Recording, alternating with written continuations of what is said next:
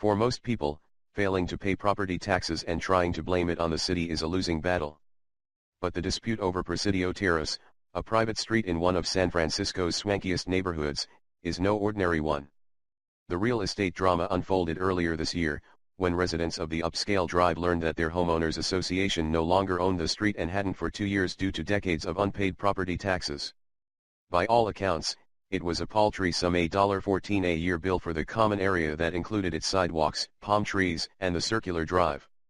The association said it would have paid the tax, had it received the bills, but it didn't. They were mailed to an accountant who hadn't worked for the association since the 1980s. After 3 decades of delinquency, the debt grew and the street was auctioned off by the city. A San Jose couple, Michael Chen and his wife, Tina Lam, snapped it up for $90,000 in 2015. That was a bargain considering the homes on Presidio Terrace are worth $5 million to $15 million. The Homeowners Association said it learned of the sale in May, nearly 2 years after the auction took place, when the couple got in touch to ask whether it would want to buy back the property. In response, the Homeowners Association filed a lawsuit and took the matter to the San Francisco Board of Supervisors, urging them to overturn the sale. On Tuesday, the supervisors voted 7-4 to rescind the sale to the couple, which would return the street to the homeowners. The city's tax and treasurer's office didn't properly notify residents, nor did it make a reasonable effort, Matt Dorsey, the association's spokesman, told CNN affiliate KGO. It could have been posted. They could have been trying harder to find the proper address using a telephone, he said.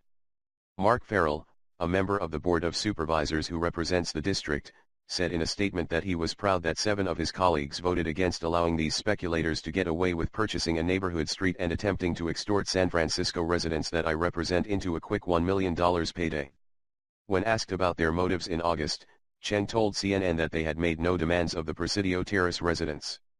If you don't pay your property tax for 30 years, you should call the city and find out what happened, Chen said. With 35 homes, manicured lawns, and palm trees, the circular, gated street is an exclusive enclave. Senator Dianne Feinstein and House Democratic leader Nancy Pelosi previously had homes there. Feinstein voiced support for the homeowners in an October letter to the Board of Supervisors.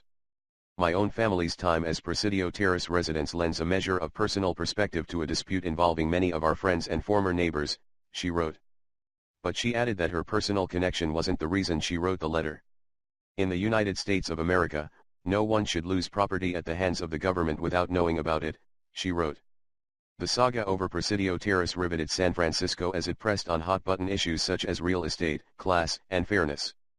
This stinks of entitlement, unless of course you hold hearings for every homeowner or group who has their property auctioned off for non-payment of taxes, one resident wrote to the Board of Supervisors before the hearing. The attorney for Chen and Lam echoed similar sentiments. Does that mean when you live on one of the most exclusive streets in San Francisco, and you are wealthy and you're politically connected, you get a different system of government than the rest of us? Shepkop asked, according to KGO. CNN's Dan Simon contributed to this report.